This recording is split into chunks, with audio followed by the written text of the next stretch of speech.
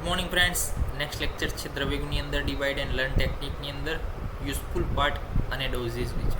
તો કંપીલકનું ફ્લાવર અને ફ્રૂટના હેડ જે હોય છે તમે અહીંયા જોઈ શકો છો તે ઉપયોગી છે. એને પાવડર ઓફ ફ્રૂટ જે છે 2 થી 3 મિલીગ્રામ છે, લખી જો મિલીગ્રામ છે, ગ્રામ નથી. ફોર ચાઇલ્ડ 1 to 3 મિલીગ્રામ, બહુ જ આઈએમપી ડોઝ, બહુ જ લેસ ડોઝ છે કંપીલક. પછી કાંચનાર, તો કાંચનારના લીવ્સ, ફ્લાવર, સ્ટેમ બાર્ક, આ 3 ઉપયોગી છે. એનો પાવડર કોમન ડોઝ છે 3 થી 6 ગ્રામ. ડિકોક્શન કોમન 50 થી 100 ml. જ્યુસ કોમન 10 થી 20 ml. કંટકારી, તો હોલ પ્લાન્ટ, રૂટ અને એનું ફ્રૂટ ઉપયોગી છે. તો એનો શું બને? ઉકાળો બને, તો કોમન ડોઝ છે. પછી કપી કચ્છુમાં પોડ હેર, એના સીડ, એના રૂટ ઉપયોગી છે. તો એ સીડનો પાવડર 3 થી 6 ગ્રામ કોમન છે. રૂટનું ડિકોક્શન કોમન છે ડોઝ 50 થી 100 ml. અને પોડ્સનો હેર પાવડર 125 મિલીગ્રામ, યાદ રાખજો, 125 મિલીગ્રામ યાદ રાખજો. કર્કટ શૃંગી ગોલ્સ, એના શૃંગ ઉપયોગી છે. કર્કટ શૃંગને ગોલ્સ ઉપયોગી છે. શૃંગ જે ગાંઠો હોય, તો એ ગાંઠોનો પાવડર કેટલો? તો જે કોમન ડોઝ છે એના કરતાં અડધો.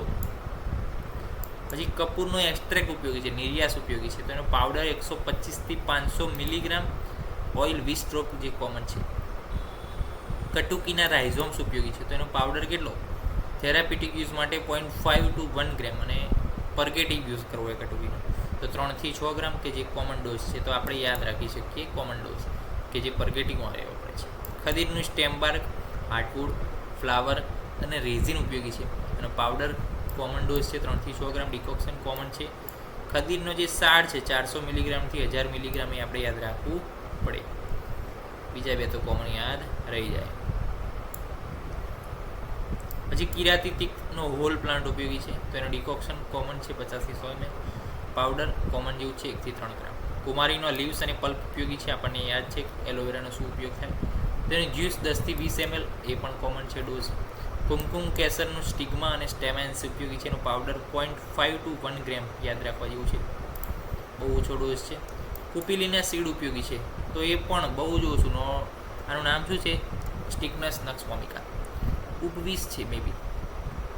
તો 1/4 to 1 રત્તી, એટલે કે 30 થી 125 મિલીગ્રામ, બહુ જ લેસ ડોઝ આપવો પડે, નહીં તો શું થાય? વોમિટિંગ, નોઝિયાટિક ઇફેક્ટ જોવા મળે આપણને.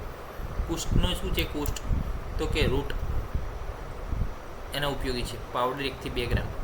કુટજનું બાર્ક અને સીડ ઉપયોગી છે. પાવડર અને ડિકોક્શન બંનેના કોમન ડોઝ છે. લવંગના ફ્લોરલ બડ અને ક્લોવ ઓઇલ ઉપયોગી છે. પાવડર 1 થી 2 ગ્રામ, ઓઇલ 1 થી 2 ડ્રોપ.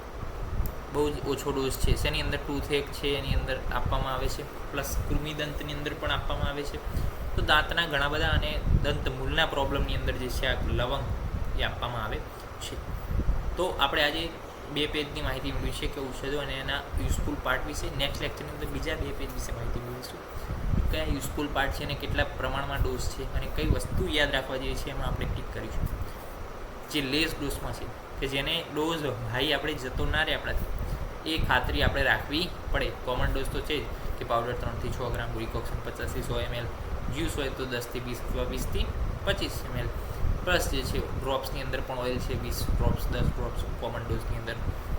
તો આ વસ્તુ કોમન છે. પેસ્ટમાં 1 થી 3 ગ્રામ છે. તો આ વસ્તુ કોમન છે, કે જે આપણે યાદ રાખવી એવી નથી. પરંતુ જે વિષકારી ઇફેક્ટ છે, જેની વધારે પ્રમાણમાં ડોઝ જે છે વિષકારી થઈ શકે, જેમ કે કંપીલક છે, પછી આપણે હમણાં હાલ જ જોયું સ્ટિગ્નસ નક્સ વોમિકા, કુપીલું, એનો ડોઝ પણ એવો છે. તો ગુંજા છે. તો આ બધી ડ્રગ એવી છે કે જેનો ડોઝ બહુ વધારે અપાય નહીં.